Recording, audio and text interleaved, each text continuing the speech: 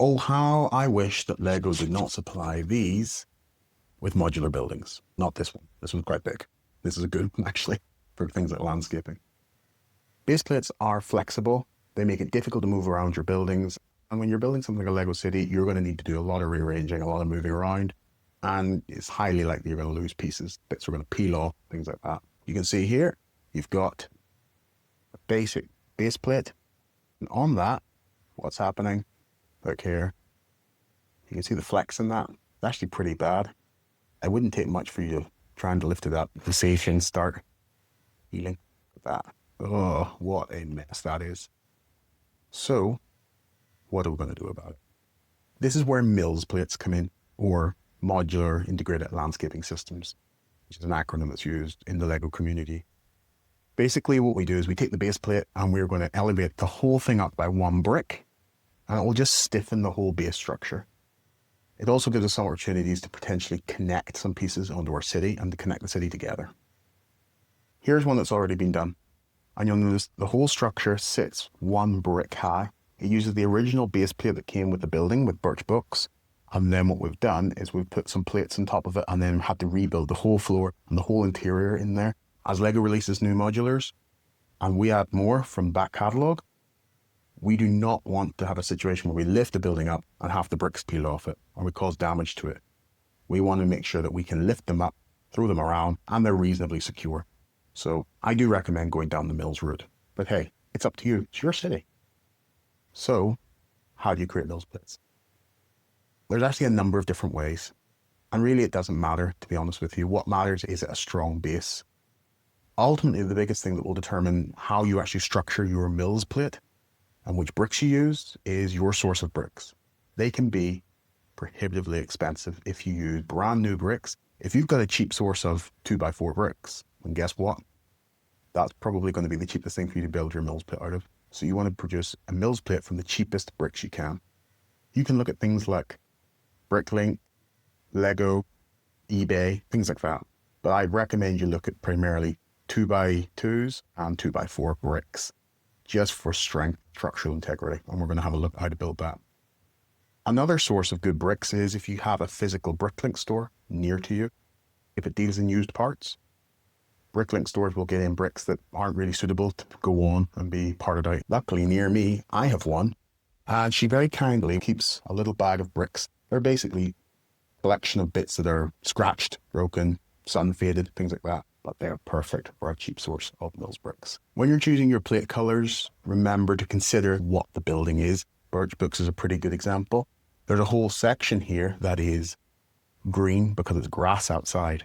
I haven't changed the design of this. I wanted to make sure the plate was also green. But you can see the plates in between, look, they are completely random colors.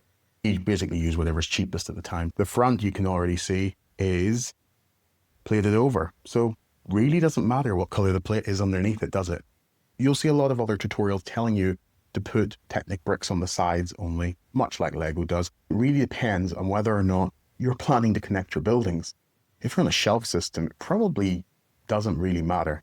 However, at the front, I'll probably slot one in there, allowing a Technic connector pin to go in, which will allow something to attach to the front face, such as a railing and things like that. You can see that the garden, for example, wouldn't actually have a building beside it, and so there's no need for connection. We, however, will probably add in a Technic brick in there, and the reason is that we may want something to connect in front of it. I think let's put some Technic pieces here and here, and that can provide a great overhang for the pavement in the city that maybe helps it connect to the future vertical transport system, which we're going to have to get started on at some point. Remember, there's no hard and fast rule. You don't need to go down the MILS system. I just recommend you do, purely to get your Lego buildings nice and structurally sound. So how do we build it?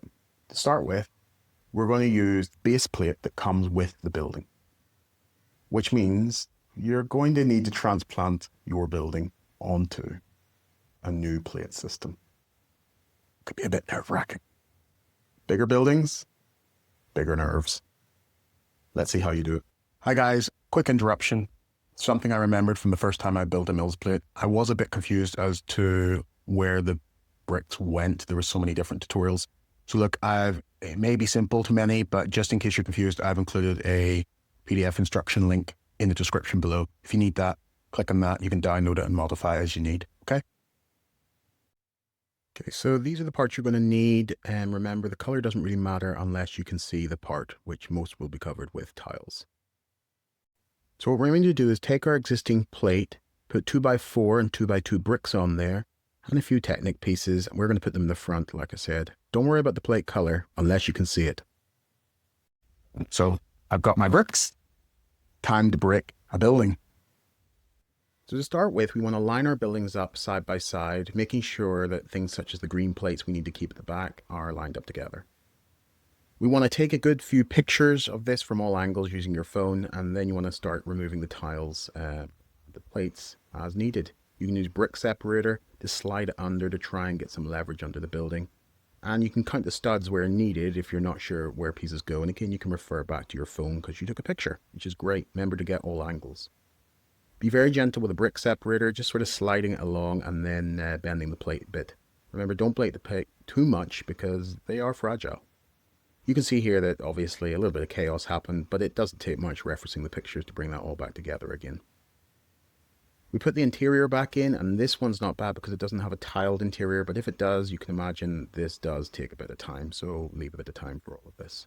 Also remember that the brick separator plus a flying tile is like a weapon of mass destruction, so be careful. Now that we've transplanted the building, on to building our MILS plate.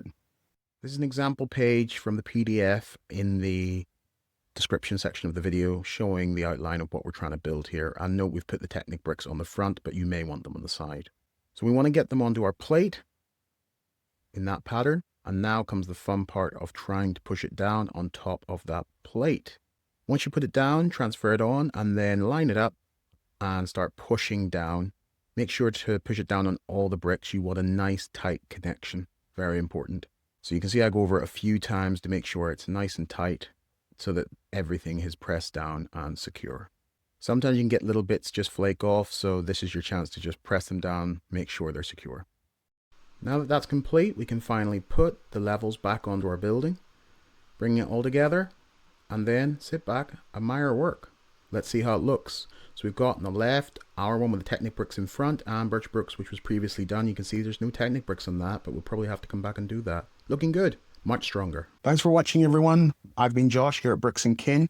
And if you've enjoyed this video, please subscribe below, watch our other videos, give us your feedback, give us your comments. What would you do to your Lego city? What have you done? We want to hear it all. Or next time, I think we're going to have to build a hotel. These little people need somewhere to stay in the meantime before we get their housing sorted. What do you think, madam? Do you fancy a stay in a boutique hotel?